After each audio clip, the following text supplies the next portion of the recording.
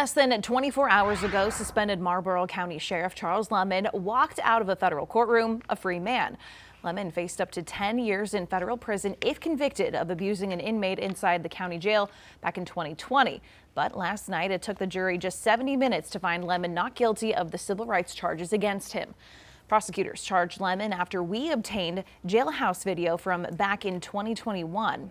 The acquittal means the feds will never be able to try him again in this case, but that may not be the case for the state of South Carolina versus Charles Lemon.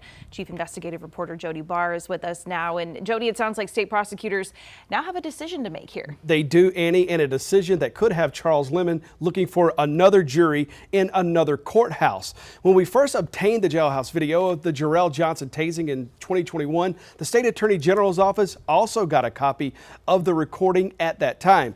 And weeks later, the Marlboro County grand jury indicted Lemon and former Deputy Andrew Cook on a misconduct in office charge and felony assault. But more than 2 years later, the AG's done nothing with that case. Instead of prosecuting it, the AG's office dismissed the charge against Lemon and Cook. 5 months ago, that dismissal happened and let the feds prosecute a civil rights charge against them.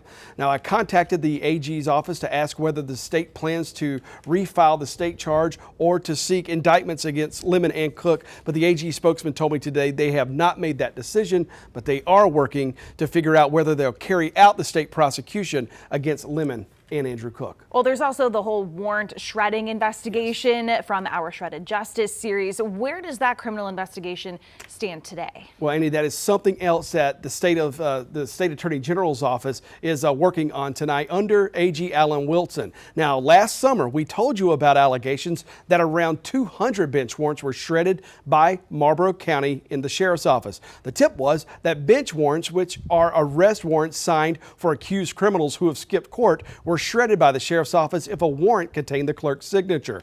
We're told this started in Sheriff Lemon's administration and continued into the new interim sheriff's administration. But this was not discovered until about a year ago. The sheriff's office said Lemon's warrant clerk, Sandy Wilkes, told investigators Lemon ordered her to shred any warrant signed by the clerk's office and not by a judge, and she continued to do so even after Lemon left office. Wilkes attended Lemon's trial this week, bringing evidence to and from the courtroom, and that's where I found her to ask about that shredding investigation. Ms. Wilkes, have you heard anything else from SLED on the warrant shredding investigation?